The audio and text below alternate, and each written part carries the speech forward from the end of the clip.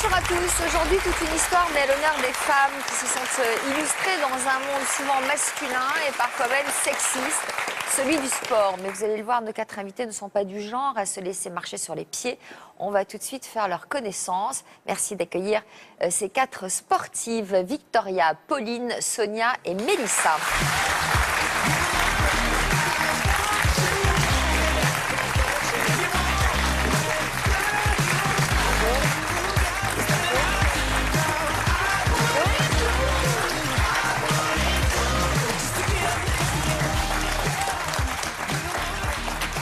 Franchement, on dirait plus des top modèles que des sportives. Je ne sais pas ce qu'en pense Laurent Luyac, que vous pouvez appeler, applaudir. Bonjour Sophie. Je suis d'accord avec vous. Hein. Elle peut vous appeler en même temps. Vous m'avez gâté pour l'émission. Hein. Ouais.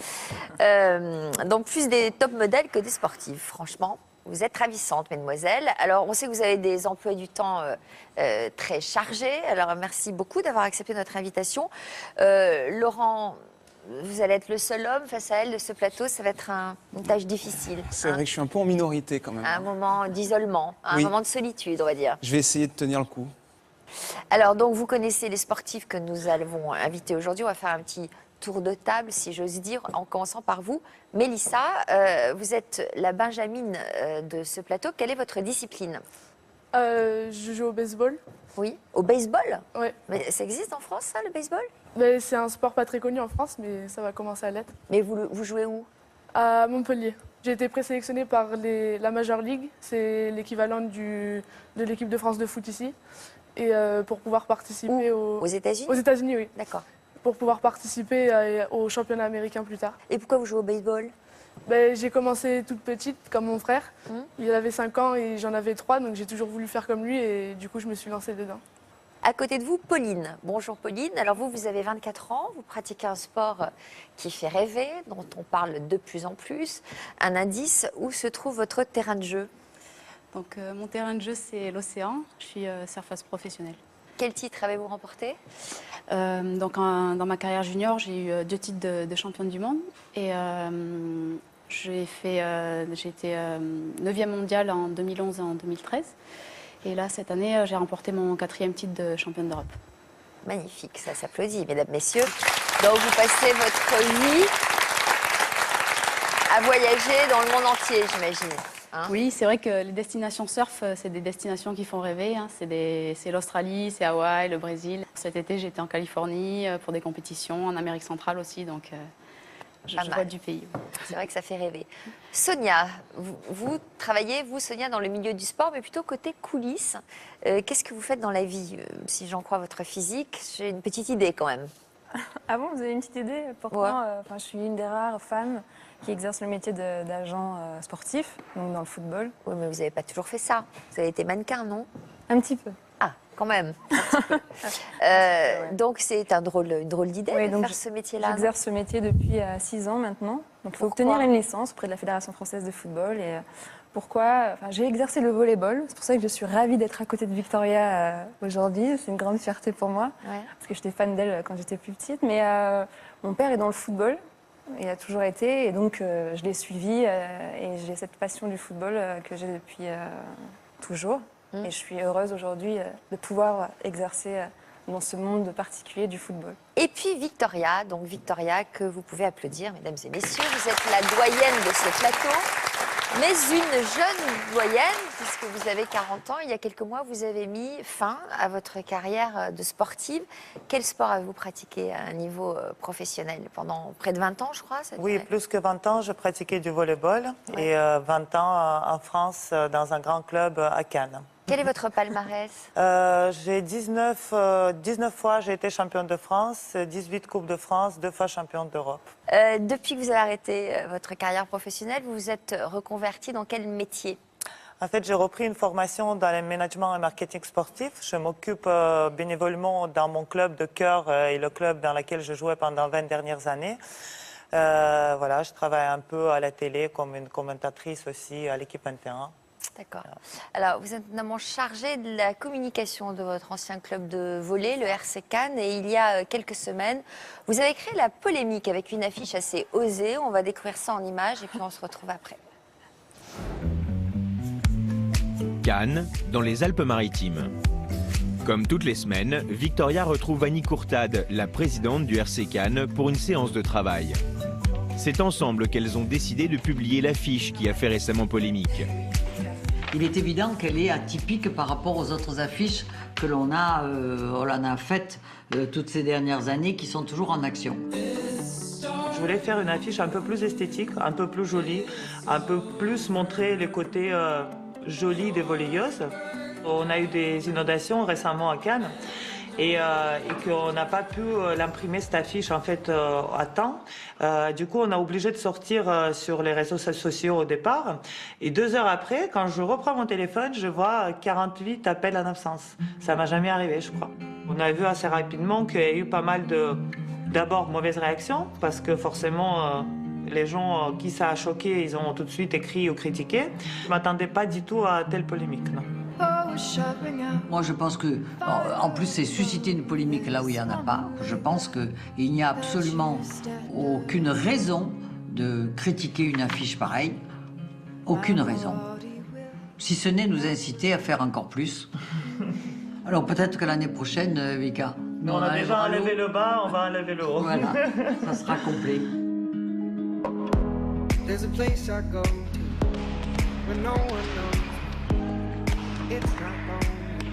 L'ancienne capitaine, reconvertie en responsable de la communication, est toujours proche des joueuses du club. Ah, vous avez mis le tenue de match, cool. Ouais. Alors voilà, pour montrer qu'on ne joue pas tout le temps en slip, mais c'est aussi joli, hein, je trouve. L'équipe a tout de suite soutenu Victoria, à commencer par Sania Burzak, la capitaine et également modèle de l'affiche. Quand Vika est arrivée, il m'a proposé l'idée, j'ai accepté parce que voilà, ça me plaît, c'est tenue de volleyeuse, c'est pas que Sexibilité qui joue dedans, c'est la guerre, il y a aussi le regard que j'attends le match, donc oui, ça me plaît à 100%. Le but c'était d'attirer l'attention, donc je pense qu'on a réussi. C'est vrai qu'après la polémique, j'ai ressenti beaucoup cette solidarité venant de joueuses de mon équipe parce qu'ils ne comprenaient pas pourquoi toute cette polémique et alors qu'ils ont trouvé l'affiche super jolie. Et c'est vrai que ça m'a fait plaisir d'entendre des gens parler en bien. Pour moi, c'est pas choquant, c'est pas vulgaire, c'est juste que les gens ils pensent qu'on a fait cette affiche pour qu'ils viennent voir le volley, mais pas du tout. C'est juste pour montrer justement qu'on reste féminine. C'est très joli, au contraire ça change d'une autre affiche. Alors, affiche sexy ou sexiste, nous avons demandé l'avis des Cannois. Je trouve qu'elle est très mignonne et bon, je vois pas qu'est-ce qu'il peut y avoir de choquant dans cette affiche.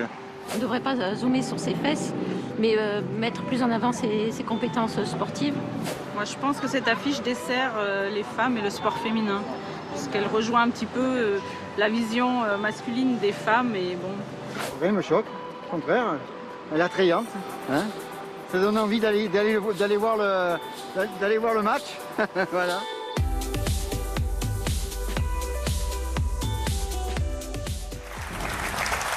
Alors, si c'était à refaire, Victoria, est-ce que vous le referiez? Bien sûr, parce que déjà, tout d'abord, je ne pensais même pas créer la polémique. On a voulu faire une affiche un peu plus esthétique que d'habitude.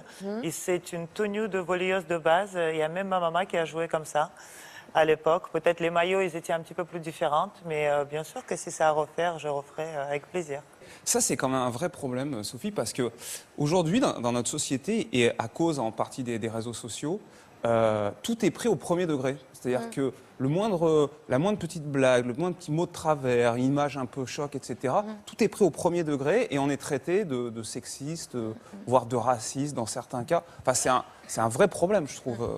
Et ça, franchement, je vois pas ce qu'elle a de choquant, bien au contraire, quoi. Non, au contraire. Comment? Je trouve que ça met la femme en valeur, tout simplement. Si en plus c'est la tenue dans laquelle les joueuses évoluent, ça me choque pas.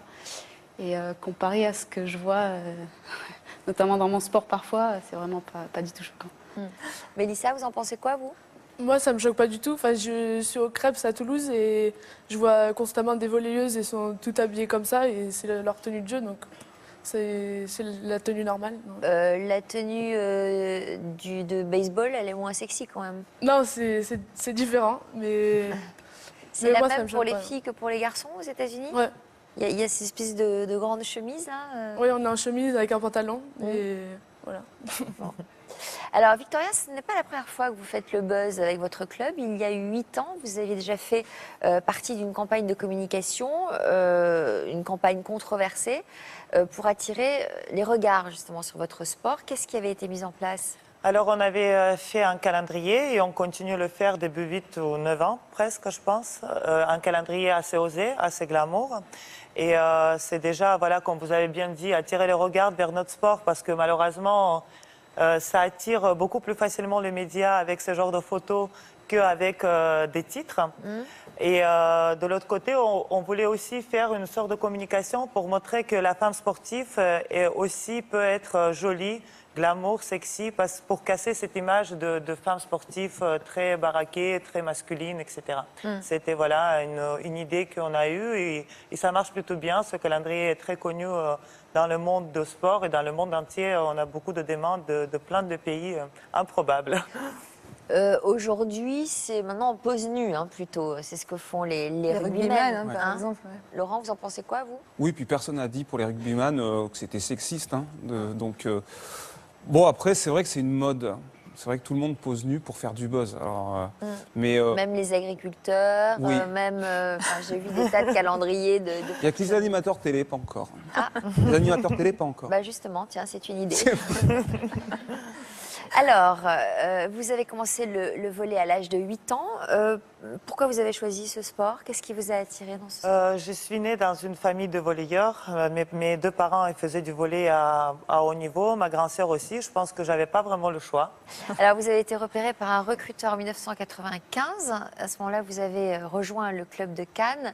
On gagne bien sa vie quand on est joueuse de volley professionnelle? C'est peut-être le cas dans notre club. On gagne correctement notre vie, mais c'est loin de salaire de footballeur. J'en parle même pas, de rugbymen, de même handballeurs et de basketteurs. Ça n'a rien à voir. Maintenant, ça nous permet de y vivre. Ça, c'est bien. Et ce n'était pas le cas depuis très longtemps. Grosse disparité entre les hommes et les femmes, j'imagine? Peut-être encore oui. plus dans le sport? Oui, dans le volley, il y a beaucoup. Peut-être nous, dans notre club, parce que c'était un des clubs les plus riches en France, on a peut-être un peu moins souffert que les autres. Mais ça existe encore et ça existe pas seulement en France. C'est quand même un des sports où le salaire des hommes et des femmes est le plus proche. Je crois que c'est à peu près salaire moyen 2500 € pour une volleyeuse professionnelle et 3000 pour un homme. Alors qu'en foot féminin, par exemple, ça doit être 2500 €, alors que la moyenne pour un homme un professionnel est de 12 000 €, la moyenne. Donc là, il y a vraiment une disparité énorme. En volley, pas trop. Et puis en rugby, elles ne sont pas encore professionnelles. Vous voyez, il y a encore de la route. Il y a encore beaucoup de chemin. Il y a encore beaucoup de chemin. Alors, en parallèle de votre carrière, vous avez aussi construit votre vie de famille. Vous vous êtes marié à un volleyeur aussi. Décidément, le volley, c'est vraiment une histoire de famille. Exactement, oui, je l'ai rencontré de génération très jeune. en génération. Oui. On s'est rencontrés dans le club de volleyball, en fait, en Géorgie, et on s'est suivis toute notre vie. Je vous rassure que oui, on s'est rencontrés, on a 8 ans, on était vraiment les enfants, on était dans la même classe ensuite. Mais je vous rassure que je suis sortie avec lui beaucoup plus tard. et du coup, voilà, tous les deux, on a continué à faire du volley. Il était joueur professionnel. On a eu la chance que pendant des années, j'ai joué à Cannes et lui, il a fait une carrière à Nice, à Monaco, à Ajaccio. Bon, il a toujours été... Oui, il fait presque 2 mètres. Alors, ça va. Et voilà, oui, c'est une belle histoire d'amour et de sport. Alors, vous avez eu des jumelles en 2006. Évidemment, elles font du volley. Oui, évidemment, ils font du volley. Voilà. Les pauvres, ils n'ont pas eu trop de choix non plus. Mais c'était des jeunes volleyeuses et en tout cas, ils sont pareils. Je pense qu'ils sont à fond comme moi, j'ai été à leur âge. Ah oui, donc elles seront aussi professionnelles, j'imagine. Ça, c'est difficile à dire. Je pense qu'il y a beaucoup de travail tout d'abord parce qu'on ne devient pas professionnel si facilement. Mais j'espère pour elles un jour qu'elles font déjà 1m70. Non, mais j'espère qu'elles vont vivre. Oui, c'est pas loin. Parce que le sport, de toute façon... Elles sont très grandes, non, pour leur âge? Ils sont grandes, ouais, ils sont grandes. Après, elles ont quel âge? Ils vont avoir 9 ans dans quelques jours. Bon. Alors, vous avez dû cacher votre grossesse, c'est-à-dire vous jouiez tout en étant enceinte? Pas vraiment caché. En fait, j'ai tombé enceinte au rasement à la fin de saison. Et c'est vrai qu'on a eu une compétition importante. Moi, je savais que j'étais enceinte, mais je n'ai pas voulu en fait, perturber un peu les gens autour de moi. Alors du coup, je pense qu'il y a l'entraîneur qui savait, voilà, au cas où. Mais j'ai décidé à continuer un petit moment, mais je ne vais pas continuer longtemps car la saison, de toute façon, est s'arrêtée. Et ensuite, j'ai repris très rapidement parce que... Vous aviez programmé en sorte que de tomber enceinte à la fin de la saison? Oui, ce n'était pas vraiment programmé. Je me suis dit pourquoi pas essayer justement peut-être pour profiter de cette pause en l'été et peut-être de reprendre ensuite une saison en cours. Ouais. Et ce qui s'est passé pour moi, j'ai eu beaucoup de chance avec les dates. Et ensuite, c'est vrai que je me suis fait quand même pas mal... je fais pas mal des efforts parce que j'ai accouché. C'est bien passé la grossesse? C'était très bien passé. Il paraît que c'est compliqué pour les sportifs d'accoucher parce qu'on est trop musclés. Bah, écoutez, moi, oui, mais peut-être j'en avais pas assez, je sais rien. En tout cas, j'ai pas eu beaucoup de problèmes pour ça et j'ai eu mes enfants voilà, en bonne santé. Et vous avez repris combien de temps après? Et un mois après, j'ai repris les entraînements et deux mois après, compétition. Oh. Un mois après, on ne vous l'a pas déconseillé de reprendre aussi vite? Si, ben, bien sûr qu'il y a des gens qui ne sont pas de milieu sportif et ils te déconseillent forcément. Moi, je me suis dit, voilà. Vous étiez en forme un mois après? Vous aviez perdu vos kilos? Oui, j'ai perdu tous mes kilos. J'ai eu beaucoup de chance de ne pas prendre beaucoup pendant la grossesse. Mais bon, après, on perd le niveau, c'est sûr qu'énormément. Et ça, le retour n'était pas facile. C'est sûr que je ne vais pas... Parce que vous êtes arrêté combien de temps en tout? Ben, en tout, voilà, 7 mois quand même. 7 mois d'arrêt, 7 mois d'arrêt. Et du coup, voilà, la reprise, elle n'était pas facile parce que forcément, quand on évolue au plus haut niveau, on s'est dit que voilà, ça viendra, mais ça ne vient pas si facilement que ça. Il y a beaucoup de travail, mais derrière aussi, il y a les enfants qui sont petits. Je n'ai pas eu la chance d'avoir beaucoup de nounous pour m'aider. J'ai eu mes parents et ma famille qui étaient très présentes pour moi et que je les remercie énormément. Ils sont venus de Géorgie aussi? Oui, mais mes parents ils vivent en Islande depuis quelques années. Ils sont venus m'aider en fait. Voilà, notre famille est un peu dispatchée. En Islande? Qu'est-ce qu'ils font en Islande? Ils ont suivi ma sœur qui était mariée avec un handballeur professionnel et qui se sont installés là-bas. Bon, voilà. La famille, le sport, c'est voilà, ça fait un chez nous. Est-ce que vous avez des enfants, mesdemoiselles, vous? Non. Difficile de concilier des vies professionnelles comme ça de haut niveau et des enfants? Hein, j'imagine que ça n'a pas été facile, Victoria. Se lever la nuit, l'éducation des enfants. C'est difficile. Hein. Je vous rassure que moi, je pense que voilà, je me suis fait une thérapie de choc. Je ne me suis pas posé les questions. Je me suis lancée là-dedans en disant que, écoute, voilà, si tu as envie de revenir, c'est maintenant. Mais c'est vrai que ça m'est arrivé plusieurs fois de m'endormir tout en étant encore habillée en sportif, basket, genouillère, la tenue de volleyeuse. Vous avez été maman? J'ai eu mes enfants à 31 ans pour le jour de mon anniversaire. Et oui, j'ai un cadeau, voilà, un merveilleux cadeau. Et du coup, ça m'est arrivé de me réveiller à 4 h du matin et en me regardant, je me retrouvais encore en genouillère, en ceinture, les chaussures, parce que des fois, on arrive après l'entraînement. Déjà, on a envie de passer le temps avec nos enfants. On est très fatigué. J'ai eu la chance d'avoir 2, mais c'est un double boulot. Et c'est vrai que j'ai des anecdotes comme ça, j'en ai plein. Pourquoi la chance d'en avoir 2? Parce qu'elles s'amusent entre elles, elles sont autonomes. Parce que je trouve que d'avoir des jumeaux, c'est quelque chose de magique, c'est quelque chose d'incroyable. En tout cas, j'ai eu cette chance-là. Je n'ai pas eu la chance d'avoir un enfant, c'est une chance aussi, je pense. Vous n'en voulez pas d'autres? Je sais pas. Je sais pas encore, je pense pas. Mais bon, après, si vraiment la vie me donne encore une fois un autre cadeau, pourquoi pas? C'est possible d'imaginer avoir un enfant tout en restant au plus haut niveau professionnel? Je m'adresse à la surfeuse, Pauline. En voyageant autant. Moi, je sais que j'ai toujours considéré que si je veux fonder une famille, ça serait après ma carrière. Après, il y en a qui l'ont fait. On a des exemples dans le surf de professionnels qui ont eu des enfants, qui sont revenus après.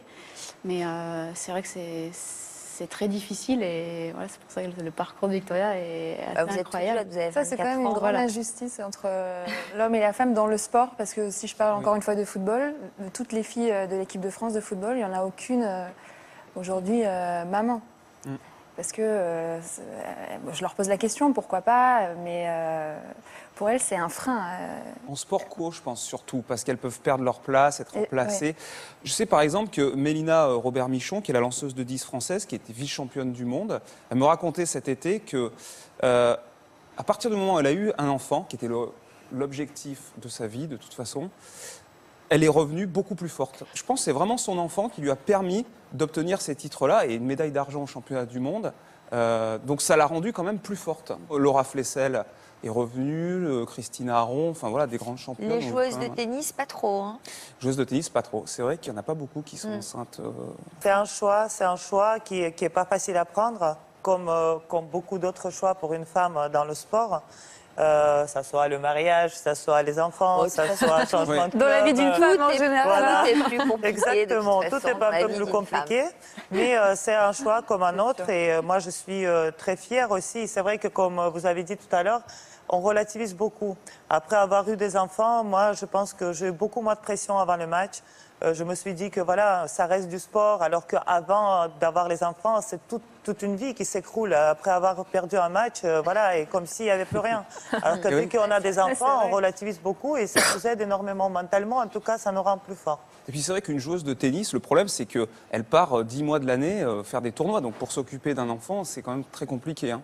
C'est clair. Et le beach volleyeur, c'est encore pire. C'est un peu le même style de vie. Et des fois, ils sont avec leurs gosses en train de faire le tournée mondial et c'est pas évident. Alors, on va regarder quelques images de ce moment clé de votre vie, le moment où vous avez donc décidé de partir à la retraite. Vendredi soir à Cannes, demi-finale du championnat de France et dernier match à domicile pour Rava. Pourtant, les supporters n'ont pas envie de tourner la page. Moi, je pense qu'elle peut faire encore une année. Et ce soir, on va faire avec des panneaux, justement, Vika continue. Malgré l'enjeu et l'émotion, la capitaine réalise un match parfait. Cannes s'impose, la suite est faite de larmes. La fin d'une belle histoire entre un club et une championne, une idylle qui a duré 20 ans.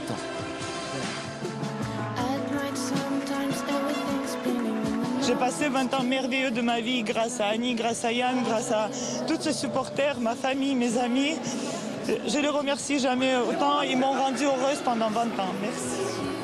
Je pense que j'ai une carrière juste parfaite, avec des gens parfaits. Merci.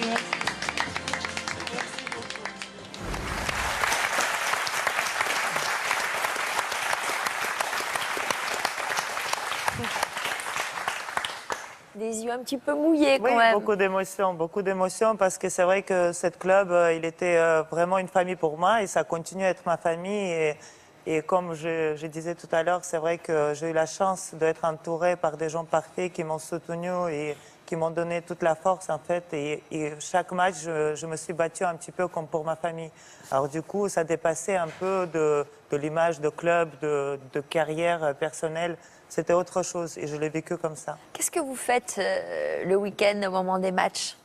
Ben là, je vais voir les filles, les filles qui jouent, qui m'ont remplacée et qui sont toujours là. Bien sûr, je vais être la première supportrice de ce club jusqu'au bout. Et vous n'avez pas envie de les coacher, de les entraîner Ben, le métier d'entraîneur, ça me paraît très compliqué et c'est ce que je dis tout le temps. C'est pas parce qu'on était un grand sportif ou une grande joueuse qu'on peut forcément devenir un grand entraîneur. Et moi, je n'ai jamais senti en fait à l'aise dans ce métier-là. Par contre, voilà, m'occuper un peu plus de communication, d'événementiel, de marketing, ça me plaît beaucoup. Sur l'évolution de la médiatisation des sports féminins, Laurent, qu'est-ce qu'on peut dire ? Alors, c'est très intéressant quand même, parce qu'en 2012, j'ai regardé ça précisément, 7% des diffusions sportives étaient consacrées au sport féminin. En 2014, c'est-à-dire 2 ans plus tard, 15% étaient consacrés au sport féminin. Donc il y a une vraie évolution. Qu'est-ce qui a provoqué cette évolution ? Quelle est l'équipe féminine ou la sportive qui a engendré cette hausse ? Dans les sports co, c'est vrai que l'équipe de France de foot, l'équipe de France de rugby, rendez-vous compte, par exemple, on a diffusé la finale de la Ligue des Champions sur France 2 en mai dernier, entre Francfort et le Paris Saint-Germain. C'est du foot ? C'est du foot. Finale de la Ligue des Champions, 2 millions de téléspectateurs en moyenne, pointe à 3,5 millions. C'était un samedi. Et Coupe du Monde de rugby féminin, la demi-finale France-Canada, 2 200 000 téléspectateurs sur France 4. C'est quand même, je veux dire, par rapport à ce qu'était le sport féminin il y a 25 ans, qui était quand même un désert total, hein. Je parle surtout dans les sports co. Moi, je trouve ça fantastique. Franchement, l'évolution, ça veut dire quand même que les téléspectateurs s'intéressent de plus en plus au sport féminin. Ils sont venus, on les a attirés. Je crois que par exemple, si on prend le cas du foot ou du rugby, il y a 25 ans, c'est pas pour faire injure aux filles, mais c'était quand même pas terrible. Les passes, etc. Aujourd'hui, c'est un vrai, très bon niveau. Je sais pas ce que vous en pensez, mais aujourd'hui, elle joue bien, il y a du Même moi, en rythme. 6 ans, j'ai vu une grande évolution dans le domaine du football. Elles se sont professionnalisées, hein, tout simplement. C'est ça. Ce sont des professionnels et ça est même le jeu, il y a beaucoup d'hommes qui apprécient de regarder du football féminin, même des journalistes dans le sport, de plus en plus. Alors, vous êtes aujourd'hui l'une des seules femmes en France à être agent de footballeur. Et on va voir que vous avez un parcours atypique, puisqu'avant de vous retrouver sur le devant de la scène sportive, en 2003, vous avez été repérée pour l'une de vos autres qualités. Qu'est-ce qui s'est passé cette année-là? En fait, j'ai été élue Miss Auvergne et j'ai participé donc à l'élection de Miss France en tant que Miss Auvergne. Et vous avez terminé combien? Non, j'ai pas été sélectionnée parmi les 12 finalistes. Après, bon, j'en parle brièvement, j'assume complètement, mais c'est pas forcément un bon souvenir. Pourquoi? À l'époque, j'étais très curieuse. Je suis toujours quelqu'un de... J'aime découvrir différents horizons. Et en fait, jusqu'à l'âge de 18 ans, en fait, j'étais au pôle espoir volleyball de Rion. Donc, Victoria connaît Rion. À l'époque, il y avait une équipe en professionnel. Et, donc, vous jouiez vous-même? Ouais, je jouais mais bon, beaucoup plus jeune. Hein. Quand on a accueilli Victoria, j'avais peut-être 17 ans, j'étais très jeune. Et vous étiez à un haut niveau? Oui, je suis allée jusqu'au professionnel. Ouais. Ah oui. Mais après, bon, j'ai arrêté très tôt, incomparable avec la carrière immense de Victoria. Mais bon, tout ça pour dire que jusqu'à l'âge de 18 ans, j'étais en jogging, en basket. J'avais aucune idée de ce que c'était que d'avoir des talons et en robe. Donc c'était plus de la curiosité. Et l'élection de Miss France, c'est pas forcément une bonne expérience pour moi. Ça m'a appris beaucoup, mais parce que c'est basé dans le sport, c'est une compétition qui est quand même assez saine. Enfin, parce que je trouve, c'est une compétition sur nous-mêmes, on apprend à se dépasser. Et en fait, l'élection de Miss France, c'est une compétition qui est basée sur d'autres choses, d'autres critères qui m'ont déplu. Voilà. Vous avez fait des études? Oui, c'est pour ça d'ailleurs que j'ai arrêté le volleyball très tôt. Je me suis lancée en médecine. D'ailleurs, le fait d'avoir participé à l'élection de Miss France, du coup, j'ai loupé 5 semaines de médecine qui m'ont été fatales. Et au bout de 2 années de première année de médecine, j'ai obtenu qu'un poste de sage-femme.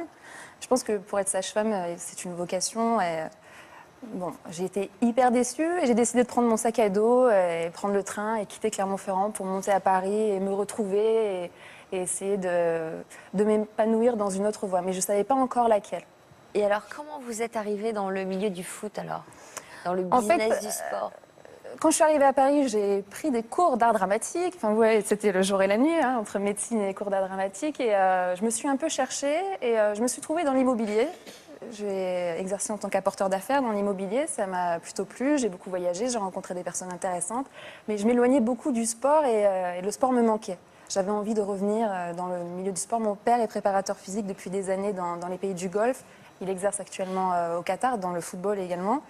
Et un jour, on a échangé et c'est lui qui m'a donné l'idée. Pourquoi pas agent? Finalement, apporteur d'affaires dans l'immobilier, c'est une sorte d'agent. Je dis, ben oui. Je me suis bien intéressée et je me suis renseignée. Je suis allée sur le site de la Fédération française de football et c'est très simple. Hein. Vous, demain, vous pouvez vous inscrire au Victoria. Il suffit d'envoyer un chèque de 200 € son CV et on s'inscrit. Pourquoi? Pour passer la licence, auprès de la licence, parce qu'il faut obtenir une licence pour devenir agent sportif, FFF, officiellement, et pouvoir exercer et négocier des contrats. Mais il y a une formation pour obtenir la licence? Alors, il y a des écoles qui préparent à l'examen. C'est pas vraiment... ce sont des écoles payantes. Il y a un examen quand même pour Il y a un examen maintenant. Pour obtenir cette licence. Exactement. Il y a un examen une fois par an qui est organisé par la Fédération française de football. Et là, on était 400 à peu près. Et il n'y a eu que 18 personnes de retenue parce que c'est un examen qui est très difficile à obtenir, basé sur le droit essentiellement et sur la réglementation au niveau national et international du football. Et j'ai eu la chance de l'obtenir du premier coup. Il y avait combien de femmes qui le passaient? Alors j'étais assez surprise. Il y avait quand même, je pense, sur les 400 candidats, il y avait quand même une quarantaine de femmes. Parce que moi, je pensais être la seule un peu dérangée à m'inscrire, mais non, il y en avait d'autres. Mais j'ai été la seule, en tout cas cette année-là, à l'obtenir. Pourquoi vous avez choisi le foot? Parce que depuis petite, je suivais mon père dans les stades, j'ai pris goût. Et puis le football, c'est un sport que j'aime parce que c'est une sorte de langue universelle. Partout où j'ai voyagé, on parle football. C'est un langage incroyable. La force de ce sport... Sur le plan financier, c'est là où les joueurs sont les mieux payés peut-être aussi? Bah, pas forcément. Hein. Il y a d'autres sports où les joueurs, les sportifs sont même le tennis, le golf, sport automobile. Après le football, dans les sports collectifs, en tout cas en France et en Europe, je pense que oui, ça doit être... Mais c'est pas du tout cet aspect-là qui m'a attirée. C'est plus le fait que j'adore voyager. Et grâce à ça, j'ai pu, pas faire le tour du monde, pas encore, mais pas loin. Vraiment... Alors, j'imagine vos collègues masculins qui voient débouler une fille comme vous. Comment ils vous ont accueilli? Ils ont cru que j'étais une blague, une caméra cachée. En fait, quand j'obtiens la licence, naïvement, je pensais que c'était le plus simple. Enfin, le plus compliqué, pardon, d'obtenir la licence. Et en fait, de loin, c'est le plus simple. Parce que j'avais pas de réseau et j'avais pas d'assises financières me permettant de voyager. Parce qu'il faut quand même beaucoup voyager pour entretenir un réseau et le développer. Oui, et puis pour aller voir, prospecter dans le monde. En plus, l'agent, c'est celui qui invite tout le monde. Hein. Il doit inviter le président, le directeur sportif, les joueurs, enfin... Donc ça a été compliqué. Et puis je me souviens, un de mes premiers rendez-vous que j'ai réussi à décrocher, c'était avec un grand président de Ligue 1. Et je me présente, voilà, Sonia Swede, agent sportif FFF, je lui montre ma carte.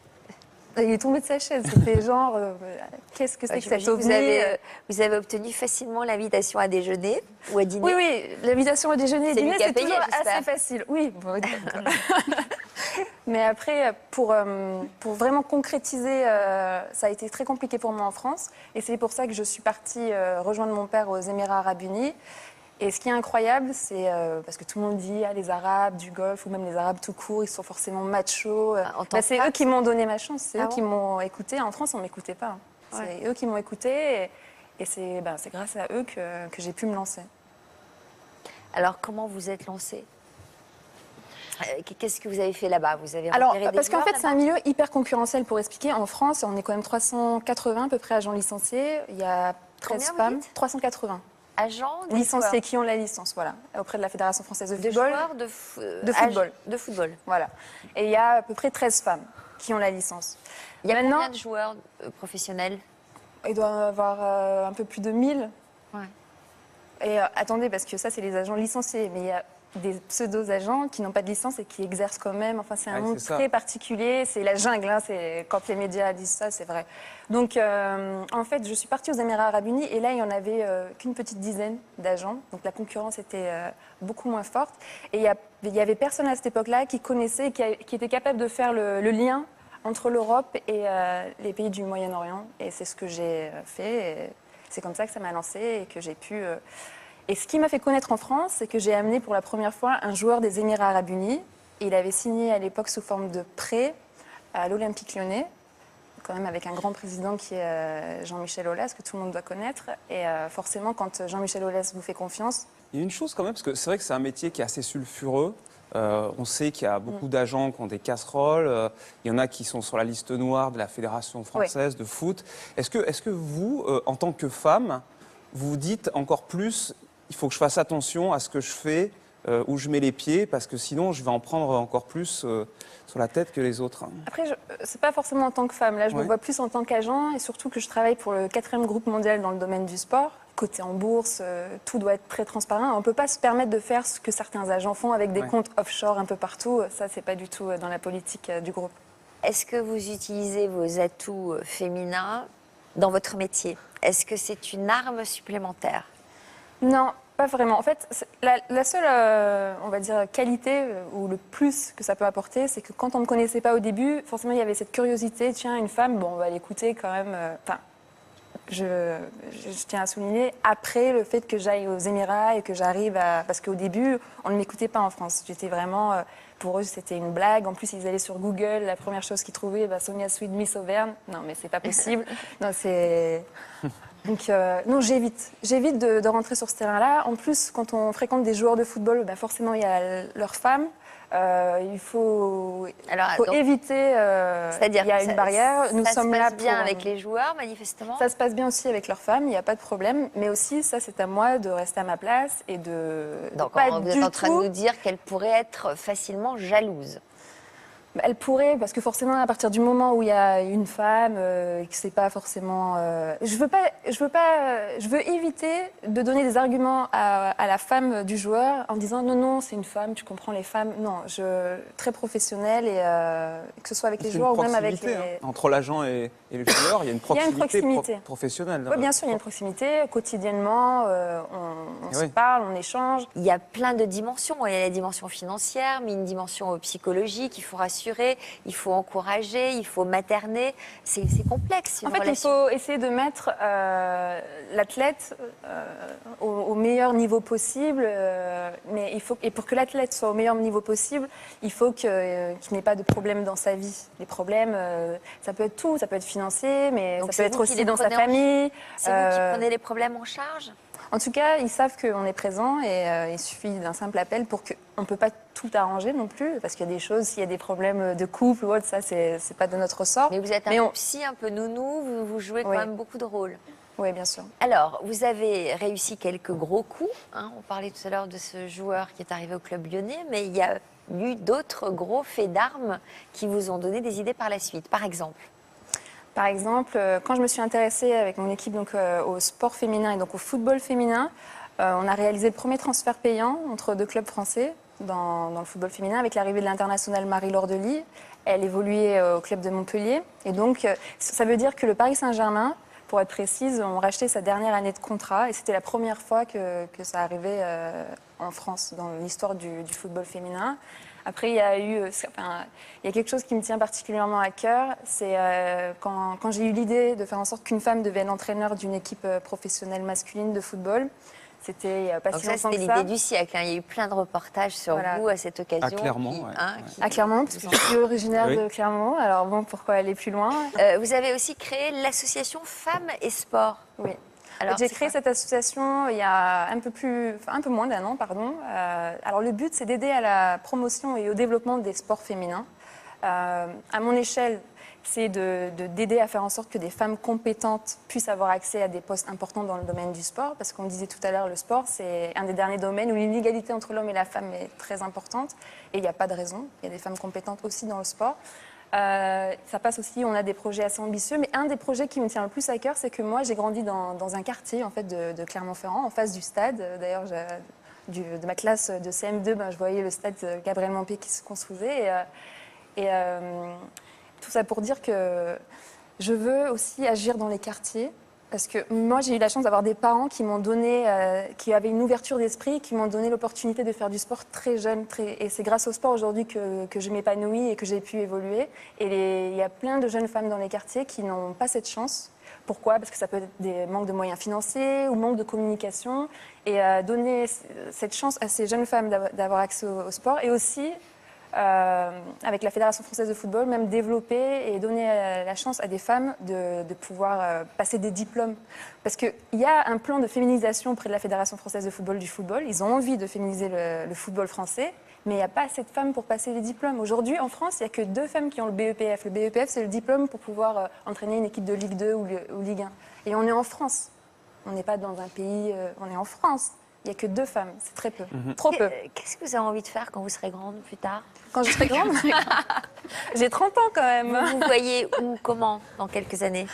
Dans quelques années, déjà, j'ai envie de m'épanouir encore plus dans mon métier, agent. Et pourquoi pas devenir un des agents, pas une agente influente, non. Je veux être un des agents influents en France et en Europe. Ça, ce serait un gros objectif. Vous ne voulez pas de féminisation du terme ?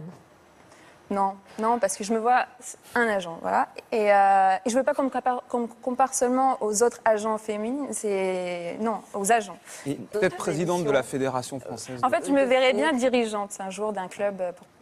Est-ce que vos proches sont fiers de vous ? Votre père, il doit être mon père, une admiration totale. Oui, ils sont fiers de moi parce qu'ils savent à quel point c'est un monde difficile. Et même moi, il y a 6 ans, vous m'auriez dit que j'aurais pu réaliser toutes ces choses, même si j'espère en réaliser encore de plus importantes et évoluer, bien sûr, encore. Parce que je veux avancer et avancer, ça. Mais j'aurais pas cru, parce que c'est vraiment un monde très, très difficile. Vous êtes des pionnières, c'est ça. Vous, chez les agents, on parlait de Corinne Diacre, entraîneur de Clermont, etc. Donc c'est. Après, alors moi, je suis là pour faire l'avocat du diable, toujours défendre. Mais il y a aussi les mentalités qu'il faut changer chez les hommes aussi, parce que c'est vrai que, par exemple, les joueurs de foot, dès le centre de formation, on leur apprend que c'est un métier, un sport d'homme. Voilà. C'est pour ça qu'il y a aussi beaucoup d'homophobie dans le foot, par exemple. Donc ça, ces mentalités-là, il faut aussi que ça change aussi à la base, parce qu'après, on ne peut pas leur reprocher d'être comme ça, d'avoir ce schéma-là. Non, je ne sais pas ce que vous en pensez, mais oui, bien sûr. C'est aussi les éducateurs aussi qui doivent faire quelque chose. C'est vrai que le monde du football, bon, ça avance un petit peu, mais c'est quand même, surtout en France, c'est figé. Bon, il y a les mêmes personnes depuis des années qui sont à la tête des instances, des grosses instances du football. Même quand on voit au niveau des ligues régionales, c'est toujours les mêmes. Ça ne bouge pas. Il n'y a pas de. Ouais. Et moi, je ne sais pas, j'aime mettre un petit coup de pied dans la fourmilière et essayer de faire avancer les choses. Vous êtes une pionnière, c'est ce que disait Laurent. Alors, il y a quelqu'un qui est particulièrement fier de votre parcours et qui a tenu à vous adresser un message. Bonjour Sonia. Bon, ce petit message pour te dire que je suis très heureux du parcours que tu as pu réaliser depuis qu'on est tout petit, que je suis fier de toi, que je suis fier d'être ton frère, même si c'est pas toujours facile. Non, je plaisante. Continue d'avancer, continue de te battre, et puis on est là pour te soutenir. À très bientôt.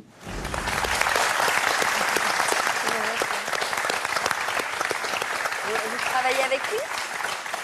Ouais. Oui, je travaille avec mon frère. Pourquoi vous êtes émue comme ça ? Parce que c'est mon frère, enfin, il est bête, mais bon.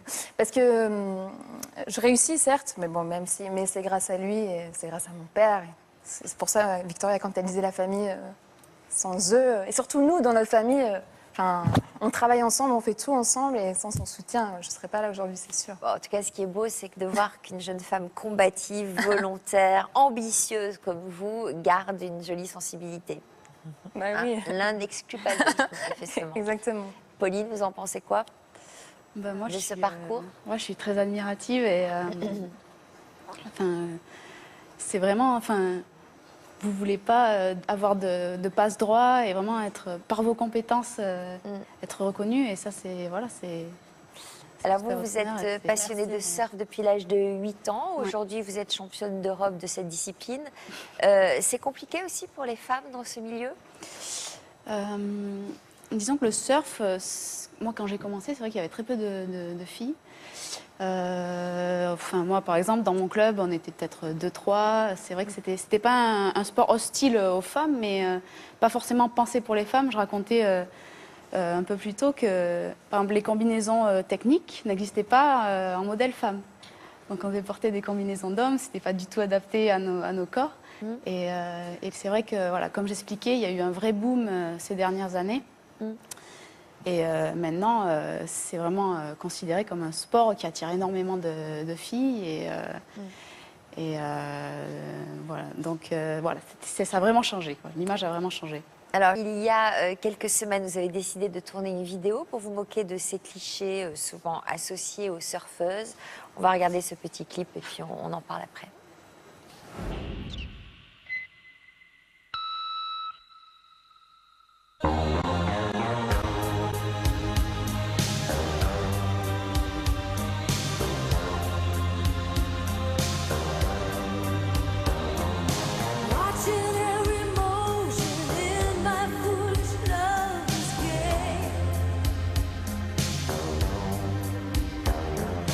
Bon, tu finis les bêtises maintenant?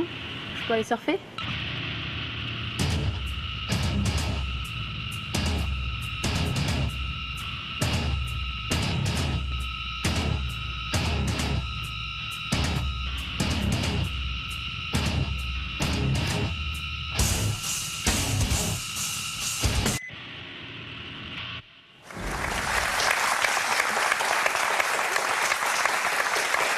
C'est vous qui avez eu l'idée?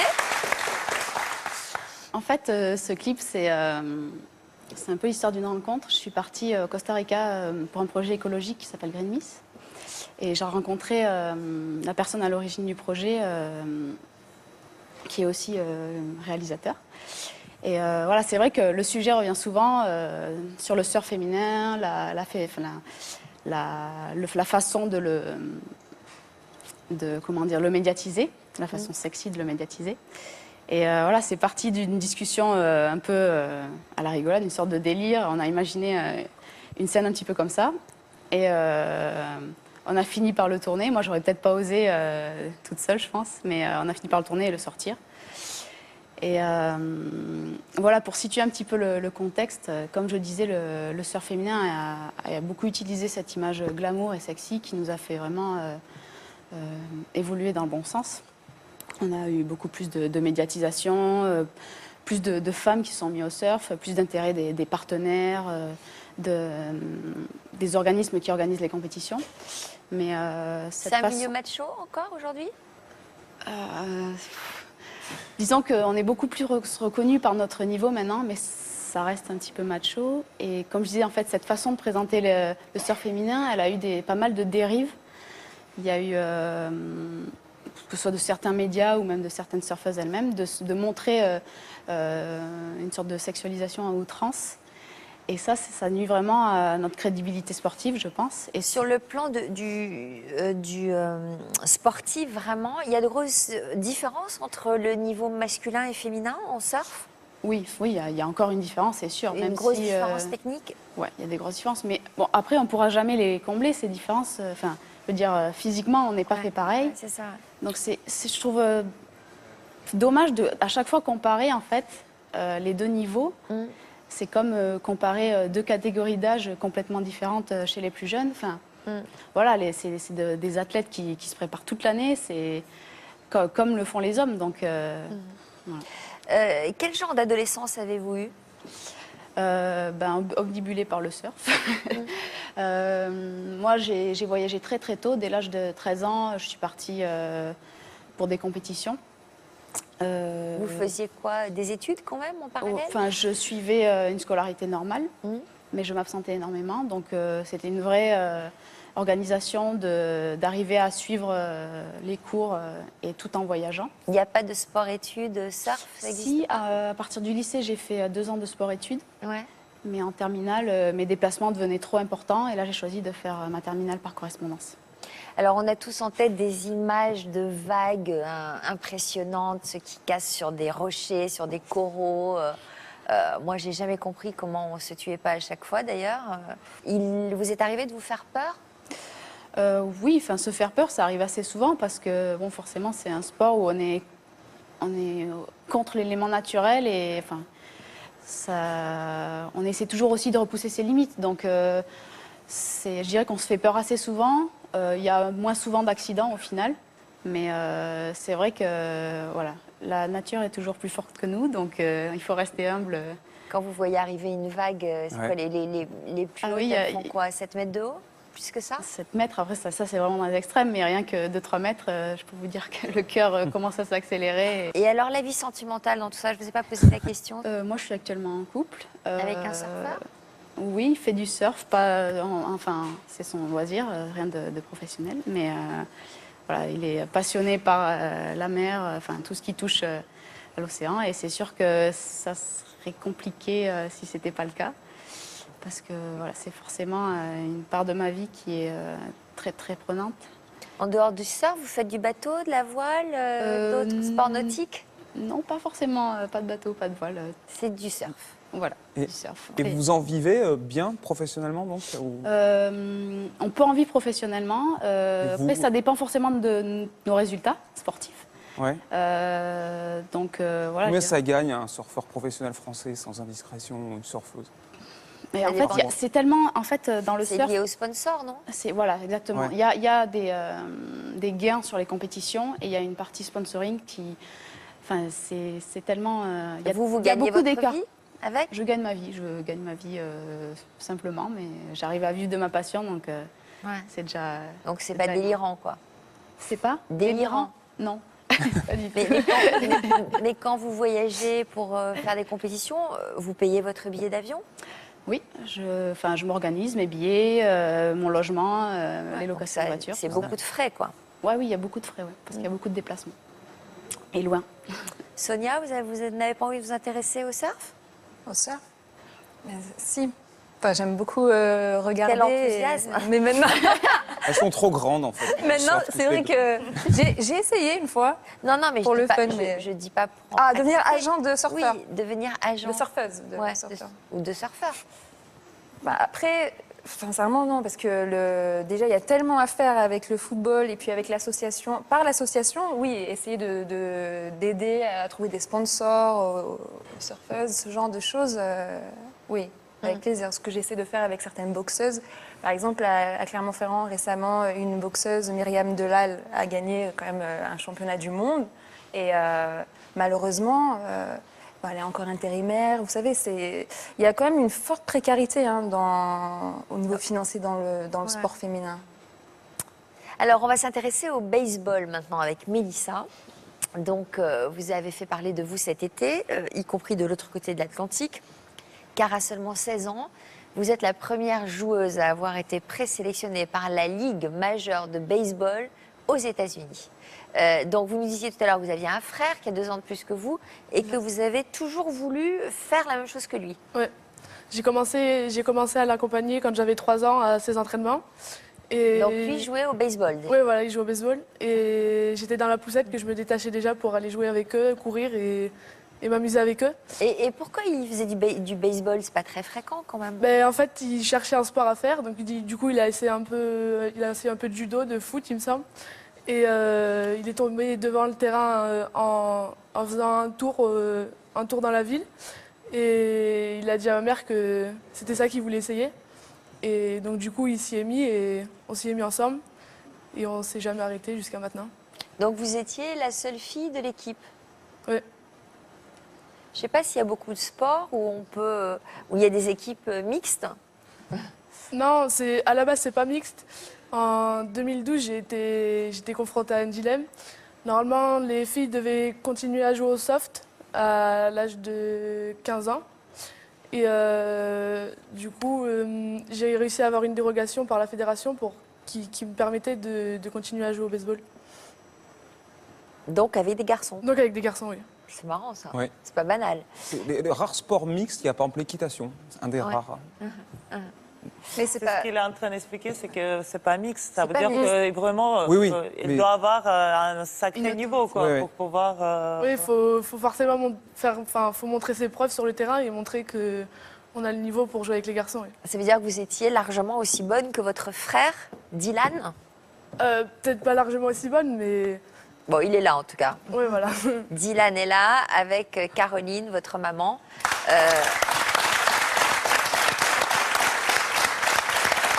Alors déjà, le regard du frère sur le jeu de la sœur, elle est aussi bonne que vous? Ouais, elle commence à me rattraper, ouais. Ça s'est bien passé son intégration dans l'équipe au milieu des garçons? Bah en fait, ouais, comme on a commencé super tôt, il n'y a pas eu de problème avec l'intégration. On y a été tous les deux ensemble et puis voilà. Ça vous fait pas peur, Caroline, vous, la maman? Non, je connais le caractère de Mélissa. Je sais qu'elle est guerrière dans sa tête. Elle est peut-être même plus motivée que certains garçons sur le terrain et c'est sa force, je pense. Et aussi un excellent niveau de jeu. Donc, Qu'est-ce qui a été compliqué pour elle? D'accepter qu'elle n'était pas un garçon au départ et de ne pas vouloir être dissociée des autres, parce qu'elle a toujours dit, avant d'être une fille, je suis un joueur. Ouais. Donc dès qu'elle s'est confrontée au premier problème sur le terrain, tout de suite, elle s'est reprise en disant non, je suis un joueur, je suis un joueur. Et elle a fait tomber les barrières petit à petit et elle s'est vraiment battue. Elle travaille très très dur encore aujourd'hui. Mais vous n'avez pas l'air d'avoir de problème d'identité avec votre identité de fille, justement là. Non, non, non. Je vois du vernis à ongles, des colliers. Non, non, je reste féminine. Vous acceptez votre féminité? Oui, oui, largement. C'était quand j'étais plus jeune où j'avais quelques difficultés. Bon. Comment vous avez reçu la nouvelle de sélection pour partir aux États-Unis comme ça? Alors ça a été une très forte émotion au début parce que Mélissa, depuis toute petite, m'avait dit le premier but que j'ai vraiment, c'est d'atteindre ce camp que Dylan avait déjà fait où les 50 meilleurs Européens se regroupent sur la demande en fait de la MLB, donc la Major League américaine, qui fait des détections et des try-outs. Et pour elle, c'était vraiment l'objectif. Alors on s'angoissait un petit peu quand elle avait 12 ans en se disant si on la met au soft, elle n'ira pas jusque-là. Et on a eu la chance d'avoir un président de fédération qui a été vraiment très très bien avec elle et qui a reconnu son niveau et qui lui a ouvert les portes. Alors donc ça veut dire quoi, que tu vas aller aux États-Unis quand? J'espère bientôt. Pour le moment, je suis encore jeune, donc j'ai de la route devant moi encore pour pouvoir atteindre ce niveau-là. Mais oui, j'espère bientôt. Ouais. Ton rêve, ce serait quoi? De pouvoir trouver une équipe professionnelle et d'aller le plus loin possible. Ouais. Après, j'ai encore de la route, je suis encore jeune, donc on verra bien où je serai. Où tu aimerais aller aux États-Unis en particulier? Dans quel club tu aimerais jouer? Les Yankees, c'est mon équipe préférée. Et après, toute occasion est bonne à prendre. Si j'ai une autre équipe qui est intéressée par moi, je ne pense pas avoir de soucis pour y aller. Comment sont considérées les femmes là-bas dans ce sport? Elles sont respectées ou y a encore certaines différences filles-garçons parce que c'est un sport assez macho encore. Mais je pense que petit à petit ça va s'arranger. Et... Conseil de Victoria peut-être? Je pense qu'elle a déjà tout ce qu'il faut. Elle a du caractère, elle a beaucoup de charisme et je pense que le niveau, pour être crédible en fait, qu'est-ce qu'il faut faire? Travailler. Continuer à faire des choses exceptionnelles comme on fait jusqu'à maintenant toutes les femmes. Et je pense qu'un jour ou l'autre, on va être vraiment reconnus à nos vraies valeurs. Merci à toutes les quatre d'être venues nous voir. Nous vous souhaitons beaucoup de réussite dans vos vies sportives et dans vos vies personnelles et professionnelles. J'imagine qu'on reparlera de mademoiselle Sonia, qui n'a pas fini de faire parler d'elle avec d'autres coups, j'imagine, avec lesquels vous allez nous surprendre. Laurent, les prochaines échéances pour le journaliste sportif que vous êtes? On va avoir une grosse année 2016 sur France Télévisions, parce qu'en plus, il y aura les Jeux Olympiques de Rio l'année prochaine, plus donc 6 nations, Tour de France, Roland-Garros, et beaucoup de sports féminins, du cyclisme, du basket, du foot, du rugby sur nos antennes. Voilà. Merci d'avoir accepté notre invitation, d'être venu nous voir sur notre plateau. Merci à vous de votre fidélité. N'oubliez pas, vous pouvez retrouver la rubrique Toute une histoire ce week-end en version féminin. A tout de suite pour un nouveau numéro de l'Histoire continue dans lequel nous retrouverons Emmanuel ainsi que Christelle. Ces deux mères courage nous donneront des nouvelles de leur fille atteinte d'une maladie rare. La dernière fois que vous les aviez vues, c'était en 2007. Et vous allez voir, elles ont bien changé. A tout de suite. Merci.